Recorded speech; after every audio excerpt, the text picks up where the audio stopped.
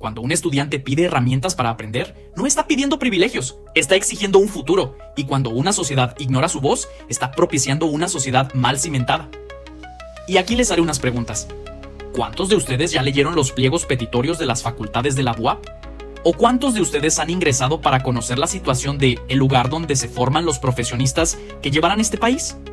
¿Se han detenido a pensar si los docentes realmente acuden a dar clases, si sus clases son de calidad o el simple hecho de que los docentes traten con respeto a los alumnos, que al final son hijos, hijas o hermanas de alguien?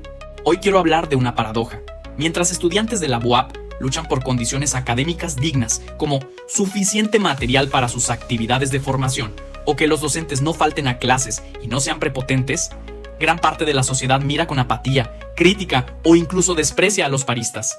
Pero esto no es solo sobre la UAP o las manifestaciones en Puebla. Esto ocurre en todo el mundo y es un síntoma de un mundo fragmentado, donde la indiferencia y la división nos debilita más y más como sociedad.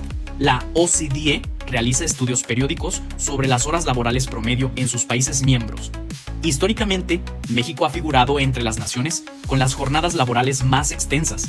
En 2020, a pesar de la reducción de horas laborales por pandemia, México mantuvo un promedio de 2.124 horas laborales anuales, superando la media de 1.687 horas de los países de la OCDE.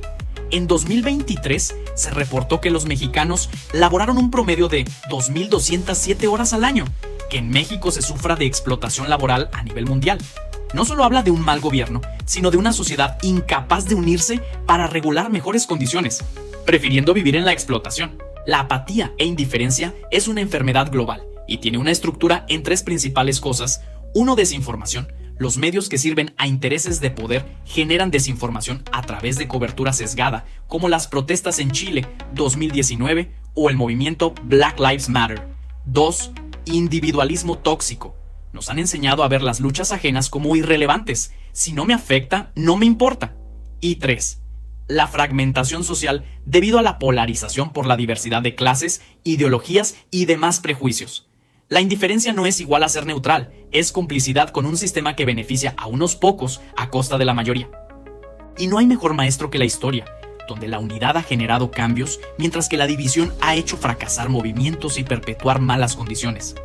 Por ejemplo, el movimiento por los derechos civiles en Estados Unidos entre 1950 y 1960, donde comunidades afroamericanas enfrentaban segregación legal, las alianzas entre iglesias afroamericanas, estudiantes blancos de universidades del norte, sindicatos y artistas como Harry Belafonte, generaron protestas masivas y el resultado fue la Ley de Derechos Civiles de 1964 y la Ley de Derecho al Voto de 1965. Otro ejemplo de unión fue Independencia de la India de 1947, donde la ocupación británica por 200 años tenía políticas de divide y gobierna, enfrentando a hindúes y musulmanes. Aquí, Gandhi unificó a campesinos, obreros, mujeres y líderes religiosos bajo la filosofía de la no violencia, Satyagraha. Esto llevó a la Marcha de la Sal de 1930, donde miles caminaron casi 390 kilómetros para desafiar el monopolio británico. El resultado, la independencia de India. Por otro lado, tenemos los efectos de la división social, como la primavera árabe entre 2010 y 2013. Hubo protestas contra dictaduras en Túnez, Egipto y Siria. En Siria, el movimiento se fragmentó en grupos rivales.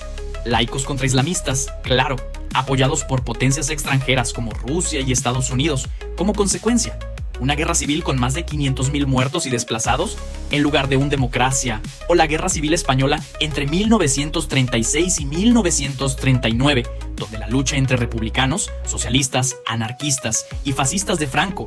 Los republicanos se dividieron entre comunistas pro-Stalin, trotskistas y anarquistas, cada grupo con tácticas distintas, que llevó a la victoria de Franco y 40 años de dictadura y represión. La historia nos grita que ningún movimiento sobrevive al egoísmo, pero tampoco hay opresor que resista a un pueblo unido. Imaginen un río. Si las gotas van aisladas, fácilmente se evaporan con el sol. Si por otro lado, las gotas se unen, es posible tomar una dirección y fluir de forma imparable. La UAP, las luchas ambientales y los derechos laborales no son gotas aisladas, son el mismo río buscando un cauce común. Entonces, ¿qué podemos hacer? Primero, educarnos, romper la burbuja de desinformación, buscar fuentes diversas y verificar datos. 2. Solidarizarnos, apoyar causas ajenas aunque no nos afecten directamente. 3. construir puentes, dialogar con quienes piensan distinto, buscando puntos en común. La BUAP no pide caridad, pide aliados.